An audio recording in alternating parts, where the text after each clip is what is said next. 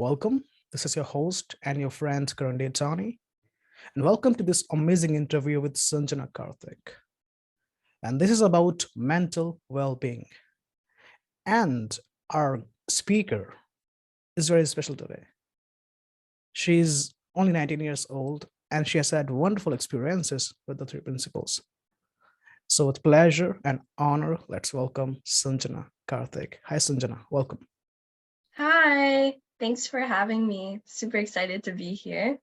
Yeah, I've had such great experiences thanks to the three principles and the community. I was just talking to Karan about this earlier. The community has been so generous.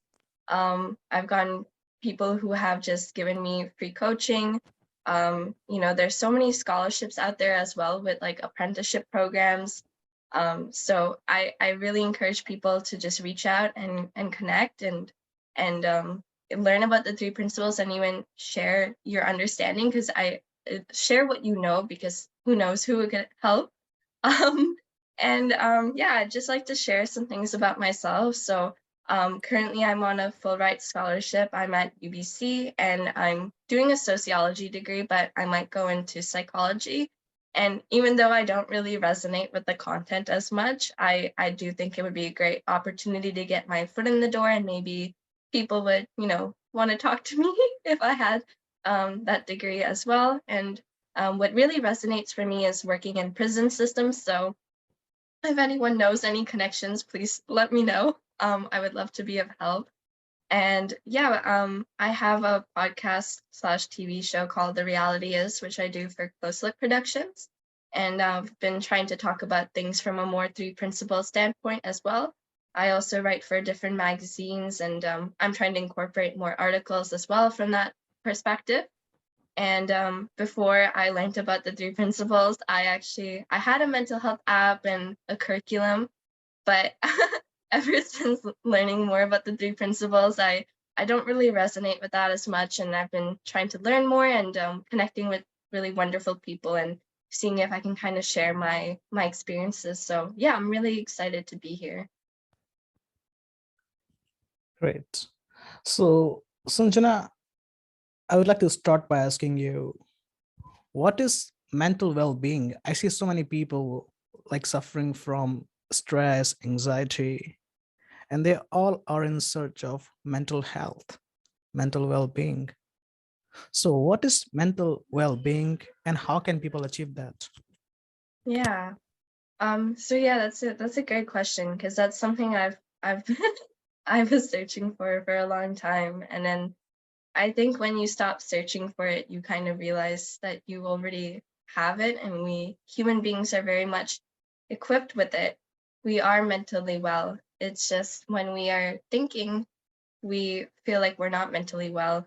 So, for instance, if I'm thinking of something really negative right now, I'm going to experience negative emotions. And then on top of that, I'm maybe going to label myself as not being mentally well, because I've been trained to believe that, having negative feelings means I'm not mentally well. And then you start to realize that it's just your thinking, and it's okay to be sad or happy or angry, and that is part of the human experience. And you're still mentally well regardless. And because you realize that it's okay to have those experiences and that thinking, you put less pressure on yourself to change, and you feel less stressed out by whatever emotions you're having, and you're able to enjoy life a lot more. And then automatically, you might also be able to live in the present moment and to really engage with the things going on around you in the moment. And that gives you a sense of joy and happiness. So for me right now, I'm in the middle of like exam seasons for university. But if I'm in my thinking about that right now, I'm not going to be able to enjoy this wonderful moment and this opportunity, and I'm going to feel very stressed. So, a lot of times when we don't feel we're mentally well, it's because we're either thinking about the past or maybe the future, but we're mentally well when we're in the present moment.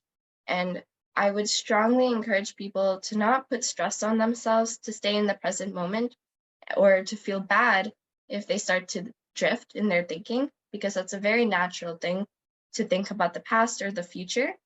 Maybe sometimes you just need to take a break, go for a walk, get some sunshine, and then come back to the present moment automatically. But don't put too much pressure on yourself, because if you try to train yourself to not think about the past or the present, or you train yourself to not think negatively, chances are you're going to think more about those things. So for instance, if I say, guys, don't think about a purple elephant or a giraffe, you might start to think about those things, and that's very natural. So instead, just, let yourself calm down, distract yourself, go for a walk, do what helps ground you, and your mind will automatically shift to the present moment. And you'll be able to enjoy your experiences a lot more. Wonderful. So it's more about being present to the moment, not trying to think so much about the past or the future. Mm-hmm. Yeah, I would definitely say so. And like I shared, I think it's also just really being compassionate to yourself when you do have thoughts about the past and the present or the future, because that's also part of the human experience. um and if you think too much, or you add more thinking, like, hey, don't think like this, you're going to start thinking more like whatever it is you don't want yourself to think like. So I think also being forgiving, and also understanding that if I feel sad, I feel sad, and that's okay. It's just my thinking. And then your mind will automatically come to the present moment, like you mentioned, because our human mind is so, like a snow globe. It just, if you shake it up and it gets distracted and there's like snowflakes everywhere, it will automatically settle down and calm down on its own, because I think we human beings, all of us beings are designed to be healthy and to be happy. Right. So as I can understand, you are saying that we don't need any technique or anything to fix us. All we have to Mhm. do is just be present, and Mhm. automatically our thinking will just settle down. Yeah. Yeah. Great. Great. 100%. Um, yeah, it's the same, like, even when Mhm. it comes to school work. Sometimes I put a lot of pressure on myself, and I'm like, this has to be wonderful, this has to be great. And all of that is just side thinking, and it's doing is adding more pressure, and it doesn't improve the quality or the efficiency of my work. But when I just stay in the present moment, I'm in the flow of things and I get things done well. And I'm actually opening myself to wisdom. And the wisdom might come in the form of, hey, don't forget to add this point. Don't forget to do this later.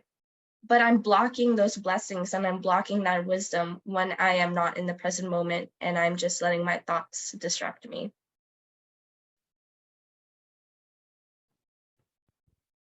Okay, I can understand that when we are present, we can do better. But what about the problems that we have in our life? What about, let's say, if somebody has exam tomorrow, what if they just be present and do nothing? What if somebody has bills to pay? What if they just be present and do nothing? How is that going to help? How is that going to solve their problems? Mm-hmm. Yeah, so that's a great question. And I want to really emphasize that this understanding isn't to deny the human experience or the human issues, but when we are in the present moment, we are opening ourselves up to our wisdom. And our wisdom often, or for me, my wisdom might be, say, if I'm just, not really bothering about my exam or studying, my wisdom is going to be like, hey, don't forget to study, maybe study a little bit, right now. And Sorry to then I'll be able interrupt to you, be, pardon but me? this wisdom that you're talking about, what is this Yeah. wisdom, and how does it guide you? Yeah, so I would say that we're all connected to the universe, and we have this intelligence, and it comes with a very good feeling, like you can feel it in your gut, and it just feels right. And it's not like, a rude like awakening, or it's not like, hey, you need to do this or else you're gonna fail. It's just like, hey, why don't you study right now? Hey, why don't you take a moment to just do some revision? And it'll feel very right, and it'll feel very good for you. And sometimes we might miss it because we might get wisdom, but then we filter it with our own thinking and we'll say, oh no, I don't need to do that. It's okay. I don't really care about school anyways. But the wisdom comes with a very good feeling, and it feels right. And that wisdom is very helpful because it's almost our built-in navigation system. Um, and it helps direct us to whatever it is we need to do. And by trusting it, we're able to be in the present moment and enjoy the things we want to do in our lives. But we are also met with those, wonderful little reminders that are like, hey, maybe consider doing this, or, try this. And it's just really beautiful that way. It's our built-in navigation system. So our built-in navigation system. Great. So it's always Yeah. guiding us, right? Yeah, it's always guiding us. It's just maybe sometimes we're not able to listen to it, and that's okay. That happens. Maybe sometimes, our thinking might make us feel like our wisdom isn't right, or maybe we're so caught up in our thinking and not in the present moment that we're not able to be receptive to those little signals that come in. Great. Could you talk a little more about this wisdom? Like, if somebody is in a big crisis, how can that help us? If somebody has health issues, how can they get guidance from the wisdom? hmm Yeah, for sure. So I'm trying to think of some examples. Like, I know that I've been in some situations that I would consider very stressful, where maybe I was in an exam and I just nothing was clicking for me and I didn't know what to do. I was like, I don't understand any of these questions. And I mean, this is like an example that might not be seen as a crisis, but in that moment, I was very stressed out. And I know that we've probably all been in a situation where we felt very hopeless in the moment. And then I was automatically able to kind of calm myself down. And I'm like, you know what? All I have to do is my best. And then I just started doing my work slowly. And then I gave myself breathing room. And because I had that breathing room, I was more receptive to my wisdom. And then all of a sudden, the answers started coming very naturally to me. And that's the kind of the beauty between intellectual understanding and then wisdom. Is like, you need that intellectual learning, because if I don't study, I'm not going to be able to perform well. Like, I need to obviously study the material. But where wisdom comes in is it helps you remember the content. It helps you apply the content um, during your exam, or it helps you calm down so that way you're able to perform well. So that's kind of how, I guess, there's the usage about your intellectual understanding of things as well as your wisdom. Other examples would be maybe sometimes when I'm in an argument with my dad and it's very heated, and then all of a sudden I get this little wisdom that's like, hey, why don't I take a little break? We both take our own breaks. And then within half an hour or so, I get my own thinking and I'm like, oh, okay, I feel like I should have been more compassionate in that situation. And I feel like maybe if he's calm, I should try and talk to him and apologize for not listening. Or maybe my wisdom will say, hey, why don't you try just listening to your dad instead of judging him in that moment? Um, but it's also my wisdom that is taking me out of that very stressful and heated situation when both of us are arguing, because maybe it could get really bad if I didn't listen to that wisdom that said, hey, take a break, and maybe that would have really affected our relationship or our well-being. Great. Can you please talk about your own experience with the principles? How exactly you discovered the principles and what benefits you have received with this understanding? Yeah, for sure. So for me, I've been in therapy, or I mean, I used to be in therapy like on and off for a really long time. I think it was only like last year or so that I had stopped going to therapy. And it was because, I mean, it's because I was blaming so many different circumstances for me not feeling well. And for instance, one of the biggest things that I kept going to therapy for was the passing of my mom. And she actually had committed suicide when I was very young. So for me, that was a very difficult thing for me to process. And because of this intellectual understanding about what grieving is, I always felt like I wasn't grieving right. And I thought, oh no, what's going on? Like I should have passed the anger stage by now, or this, or why am I still crying? It's been like 13 years or whatever the amount of years were. And I had this this very like intellectual understanding of what grieving was. So I never felt, satisfied, and I never felt like I was ever going to be mentally well. And that's the thing with therapy, is that it diagnoses the byproduct of your thinking, and it tries to understand why you are thinking the way you're thinking, and then tries to solve that. But I I really like I'm gonna be paraphrasing, but I really like this thing that Dick and Bettinger said, and it was like, if you know that you if you know that you have garbage, why are you going to examine the garbage and see like why the garbage is smelling? You already know that it's garbage. And the same way, when I understood the three principles, I realized that it's just my thinking. And what psychology does is it tries to find out why you're thinking the way you're thinking, whereas the three principles helps you understand that it's just your thinking, and it's okay. It's not going to hurt you. And psychology will try and um, kind of diagnose the symptom that you have when you experience a negative feeling. So for instance, when I'm thinking about maybe the passing of my mother, I might feel very sad, and maybe I'll be very moody, and I'll maybe be, maybe I'll cry. And then a therapist would diagnose me as maybe having depression if I continuously act like this.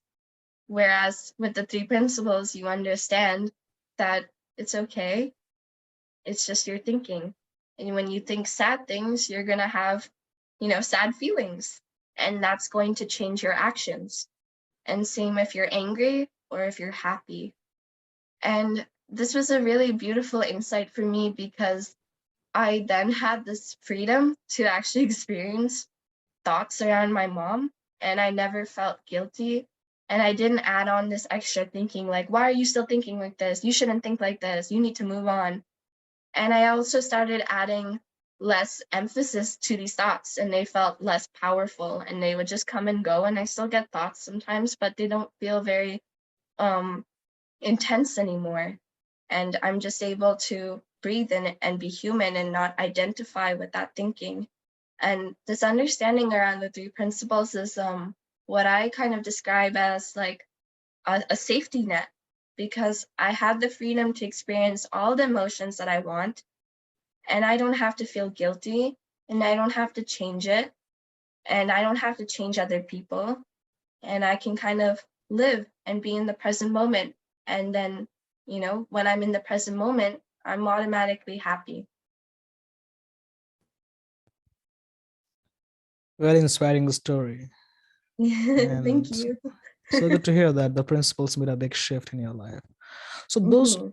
who are going through these problems, like stress, depression, post trauma, what message do you have for them? What hope do you have for them? Yeah.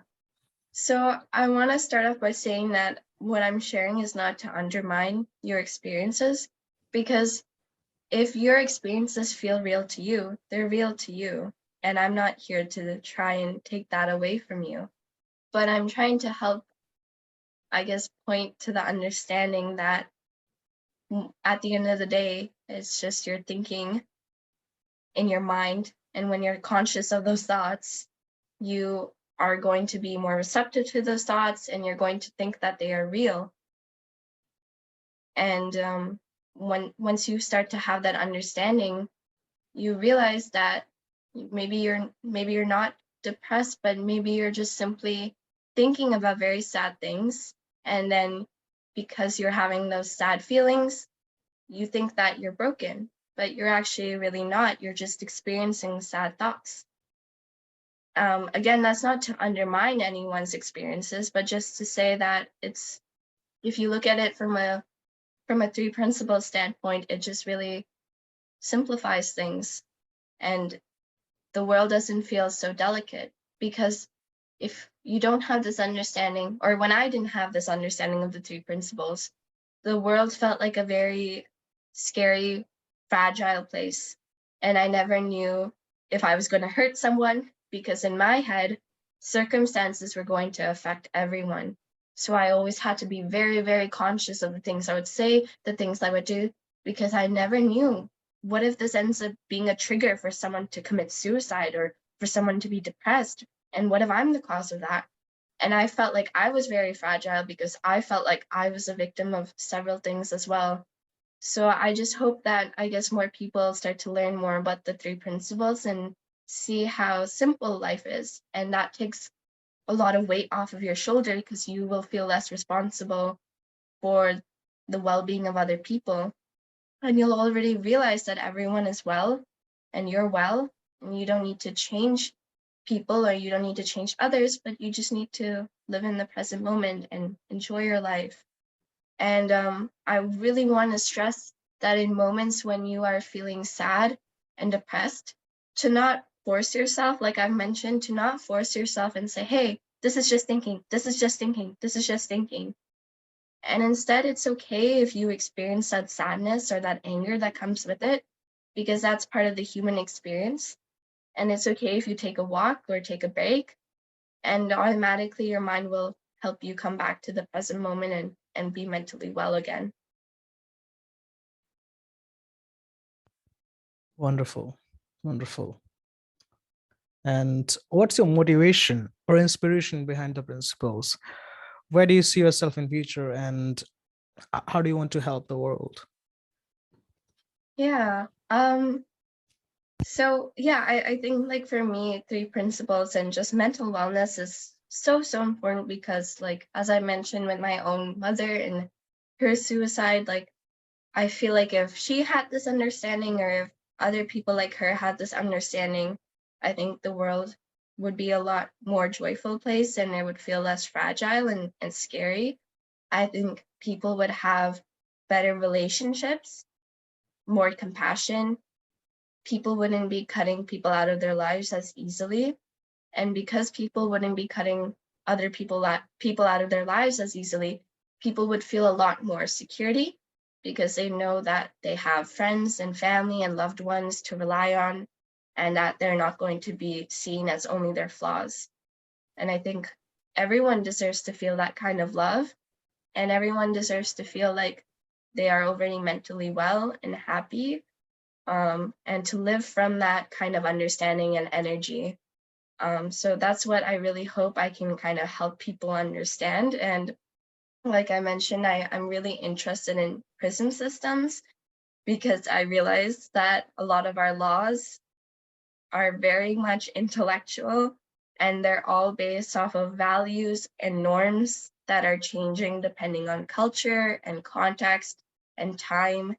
And I think it's unfair to punish people because of our own, intellectual thinking, and to actually instead help people realize that they're mentally well, and to also instill that compassion, because I think people who are, who have committed crimes, they're acting out of their thinking, and they're acting out from a place of hurt, and they're acting out from their understanding of what they think is best at that moment.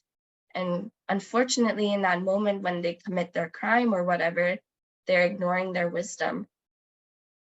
And, I think any of us could actually be in that situation where we ignore our wisdom and we cross a very bad line, and we end up going to prison ourselves, or harming people. So I think it's really important to make sure that we don't, treat people any differently, because we're all the same. Whether you've committed a crime or you haven't committed a crime, we've all acted out from our thinking, and we've all made, poor decisions and not acted out from our wisdom before. So I really, really want to be able to work in the prison systems for that reason. And I'd like to do any coaching as well. Um, so that's kind of what I'm interested in. I would like to be able to even potentially make an app, or, try and connect with more people and talk to more people like how I am today. I really appreciate this opportunity.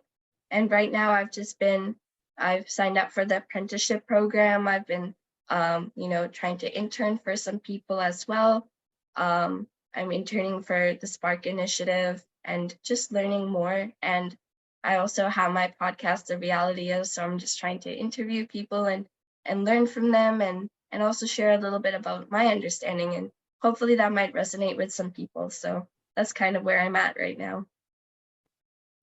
Wonderful. Wonderful.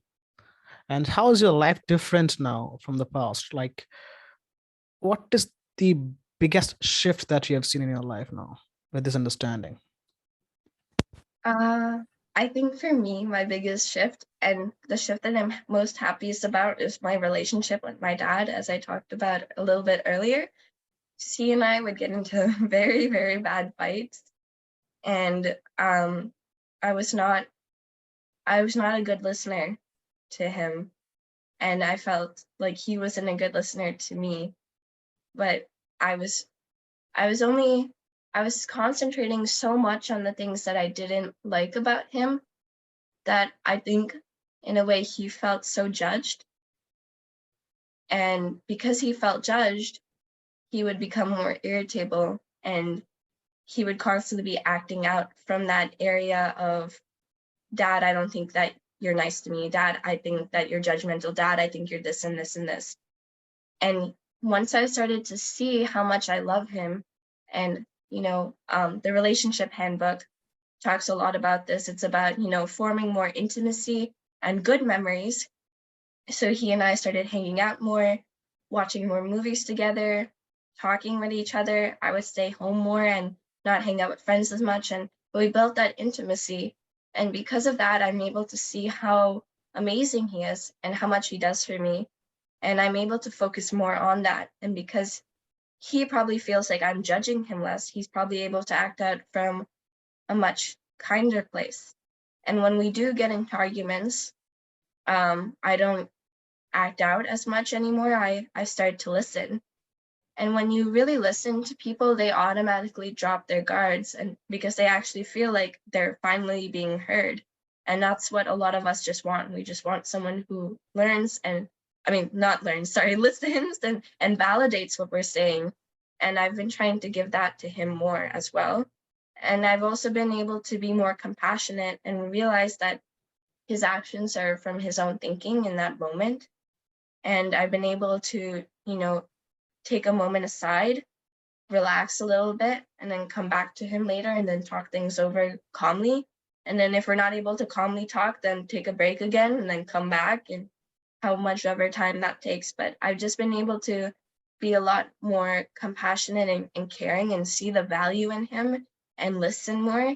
And that's automatically really helped our relationship. And I kind of learned this a bit from a podcast I was listening where the I forgot his name, but the three principal practitioner had a phone call with his daughter and she was just she was really upset that day and she was just kind of yelling at him and he didn't let his ego get in the way. He just listened to her and he kind of listened so much that she was able to get back to her own state of mental well-being where she was automatically, oh shoot, sorry, I didn't mean to yell at you. I was just having a bad day. So I think really giving people that kind of compassion will make them feel less judged and they will be able to be kinder and nicer to you as well. And even if they're not able to in that moment, you just kind of forgive them and um, realize that they're coming from a very innocent place of, their own thinking. Wonderful. Wonderful. And this has been a great time with you. I would like to ask you my last question that is, what is happiness and how can people just be happy without trying any technique or without putting so much load in the head? Like people read lots of books, they get knowledge, they try meditation, mindfulness, but when I see you, you seem to be very happy and you don't, Oh, thank I assume you don't try much of those things. So what is happiness and how can people be happy? you. um, so I don't know how I would really define happiness. I think I can talk I feel like it's just mental well-being. And when you're mentally well, you come across as happy. But I think the more that you try to chase it and try to be happy, the more you're not going to have it because you already are mentally well. You already are happy. So once you try to chase it, it's almost like as if you don't have it and then you're struggling so much and fighting for it. So that's something that I really noticed. I think focusing more on being content, for me at least, is very important because I don't need to be happy or excited. I just want to be mentally well. And I think in order to be mentally well is to have this understanding that you already are mentally well and to let yourself experience your emotions, the good and the bad, without any constraint, and to be able to really follow your wisdom and to be in the present moment. I would really say that. But I think if you're chasing happiness, or like as if it's a very far away object, it's just you're always going to feel unsatisfied because you feel like you need something from the external to make you happy. Um, I don't know if that makes sense, but It I hope does. that was a bit helpful. It was wonderful. All right, Sanjana, it has been a great time with you, and I Okay, really thank enjoyed you. that. So, those who would like to contact you or follow you, where can they find you? You can find me in my LinkedIn, and my email is really preferred. So if you can reach out to me that way, I would really appreciate that. And I am trying to work on a website as well, so I can kind of share my insights as well. So just reach out to me, and I'd love to talk to you. Wonderful. Any last words for the audience?